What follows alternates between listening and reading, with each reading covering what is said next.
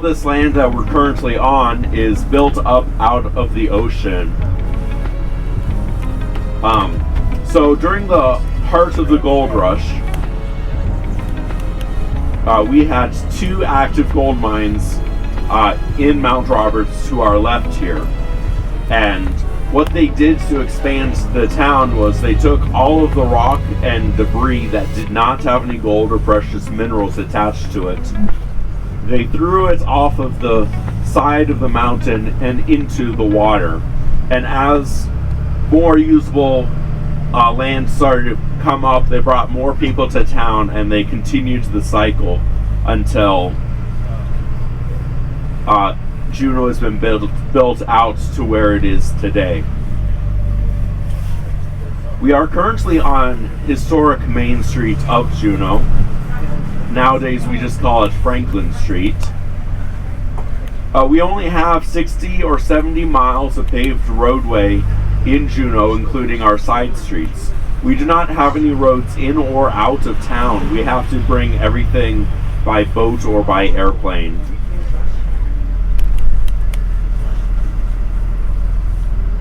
So we can't drive here? No. Oh, I didn't know. It does increase our cost of living quite substantially because of that. And since the barge, it takes 10 days from the barge when it unmoors in Seattle, Washington to get here. So if there's any mechanical or weather delays, our grocery stores run out of food very quickly. So a lot of locals, myself included, maintain at least one deep freezer that we will stock up with fish and venison over the summer and fall. In fact, last night after work, I went out fishing, caught myself a couple of coho or silver salmon, filleted them up, threw them in the vacuum sealer, and then into the freezer. It's my personal goal to not buy any groceries during the winter unless if it is vegetables, just because it is so expensive. To our left here is the Red Dog Saloon. They say that one of the rooms up on the 3rd floor is haunted. Now, I do not do spooky, scary stuff, so you'll have to ask some other local if that's true or not. As we start to go up this hill, we are back on natural land and not built up land.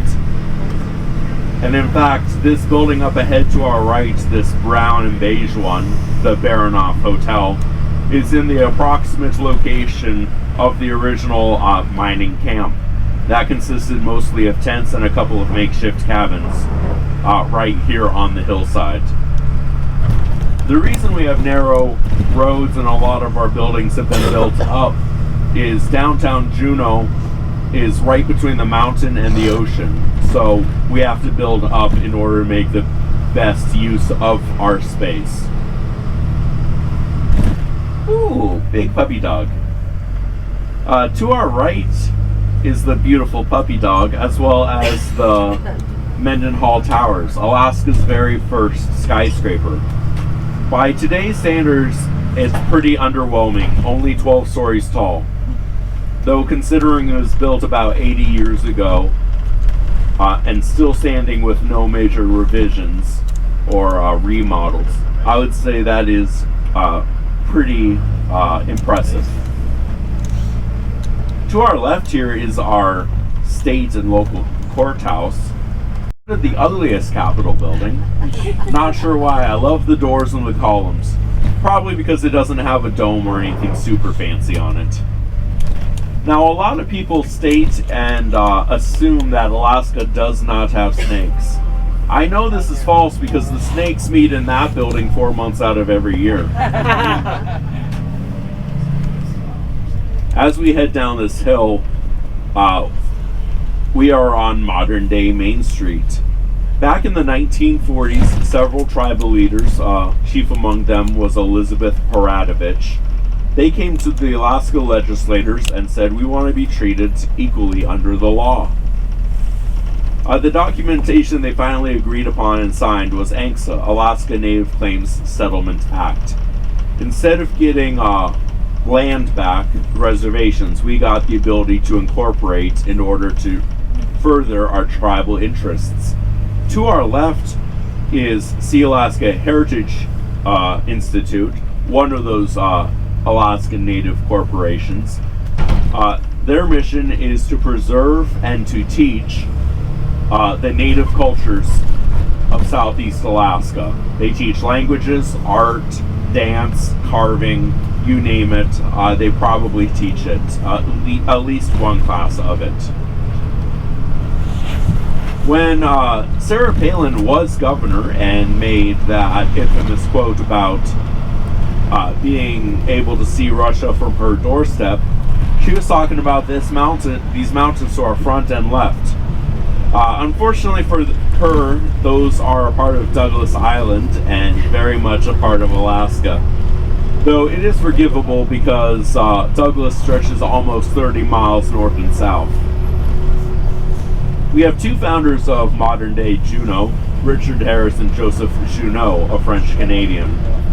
Juneau was almost called Harrisburg after Richard Harris, but he finally relented because the lower 48 states already had several Harrisburgs. When they came up the Gastineau Channel, where the cruise ships are docked, they came across the Occoquan, the Little Lake clan of the Tlingit Nation. They spoke with Chief Cowie and got permission to prospect for gold. In fact, Chief Cowie sent his son to show them where a lot of gold was. And this creek we're about to pass over to our right, if you look to the left and follow the creek up 1.5 miles into the foothills into Perseverance Basin, that's where they were led to the gold. There was so much gold there that there were veins of it on the ground, shining brightly in the sunlight. The first 7 months that they were prospecting for gold, they dug out 1,000 pounds of it. Not ounces, but pounds. I looked it up last night because I was curious. That is worth about $23,409,000. For 7 months of work? Yes, please. Where's the time machine?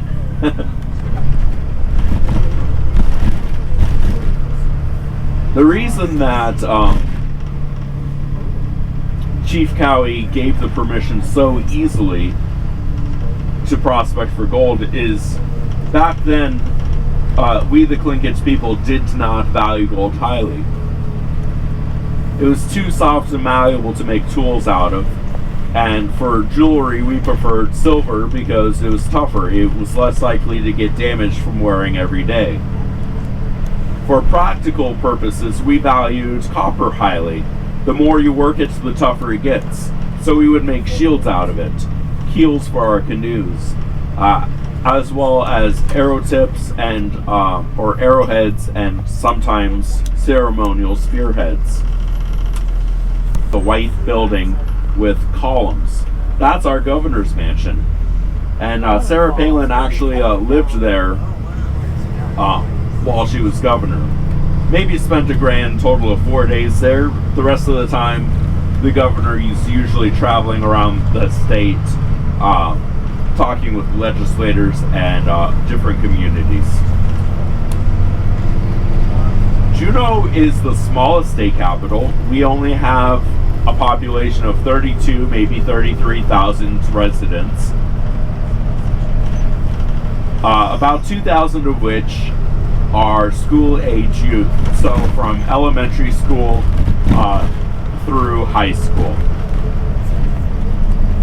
To support their education and Alaska's future, Juneau has 5 elementary schools, 3 middle schools, 2 high schools, and the University of Alaska Southeast.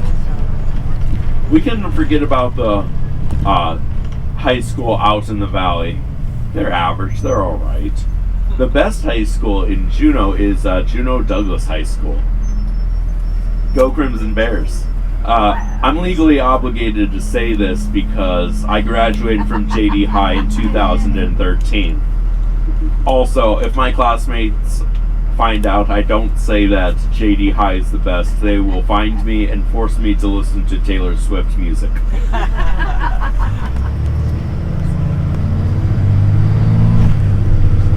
Usually that's not so bad, but I'm much more of an old school country person, or if it's got to be the new school kind of music, I do prefer Miley Cyrus.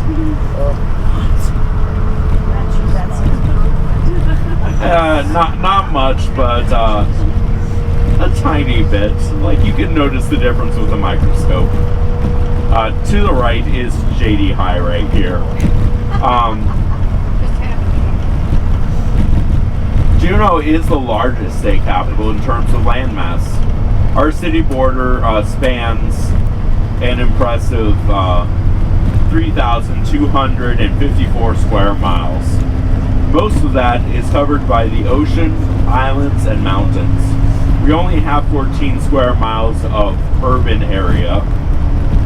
In fact, when I was in middle school, Dad and I could get a 21-foot skiff through the northernmost part of the channel just fine at high tide. Nowadays, there are sections you can't even get a canoe through without getting stuck. Eventually, Douglas Island will no longer be an island due to the channel getting shallower. Keep your eyes out on either side of the Boston Road. Bears and eagles do like to hang out in this area or this stretch of the road. And I'll point any out if I see them. There's one on that light post right there. On the light post right front of it. Right here. Oh, there's one sitting in the middle of the creek to the right. Oh.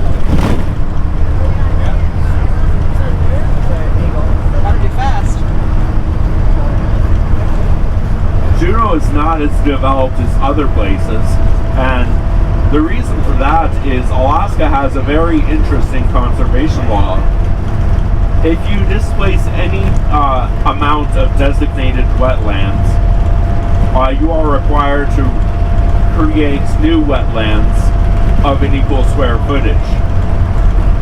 This poses a very expensive logistical challenge to developers wanting to bring construction to Alaska's coastal regions. In fact, when the city of Juneau decided they wanted to build our modern airport, they originally estimated the project would only cost $18 million. Well, the state and the Environmental Protection Agency quickly reminded them they have to create new wetlands elsewhere.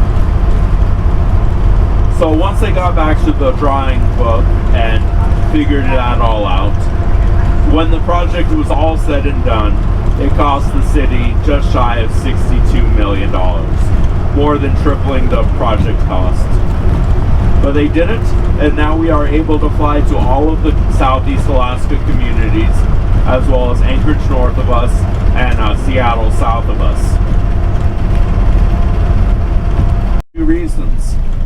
The first one is the Mendenhall Valley is boxed in on three sides by mountains, and Thunder Mountain can get up to 20 avalanches each winter. Each time an avalanche comes down that mountain, the sound reverberates through the valley very loudly, all thunder-like. The second reason is my ancestors, the Tlingit. We have always been an oral culture. We share our histories, our stories, everything through storytelling. It was not until about 150 years ago that we even developed an alphabet or a writing system. And that was only when the Russian Orthodox Church came to Alaska and wanted to be able to start writing stuff down, that we developed that. The national park. The second rule is there's no food or beverages at the park. Water is fine, so drink as much of it as you want. I always have my water bottle with me.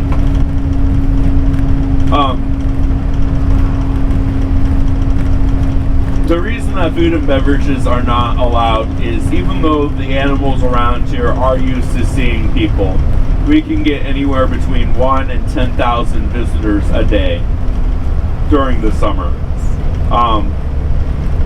They are still wild animals. They're not domesticated in any way. So the sweetness from the processed food and sugar and beverages, it'll draw them closer. So if you give the wildlife their space, you'll be fine. Do not run up to a bear, try to hug it, or take a selfie with it. That would probably end very badly. Give it its space, it'll do its thing, and then wander off soon enough. The park does have over 10,000 restrooms out here. They're also called trees. I'm so proud of that joke. Last week I had a Mennonite couple, and the guy was not laughing at any of my jokes. But as soon as I broke out the tree joke, I hear a huge loud guffaw. I look up in the mirror, and I see a wide grin on his face. It's like, yes, I made him laugh. That was a successful tour. Jokes aside, the park does have a very clean, well-maintained restroom facility with running water. If you do not want to stretch your legs out too much, the visitor center has a beautiful raised balcony that has a panoramic view of the valley and the glacier. If you want to stretch your legs out more, go on more of an adventure. There are several clearly marked hiking trails in the area, as well as one going out to Nugget Falls. The Nugget Falls trail will take 30 minutes to get out there, 30 minutes to get back, or 1 hour total. This is important because soon as I drop everybody off, I will come back in an hour and a half.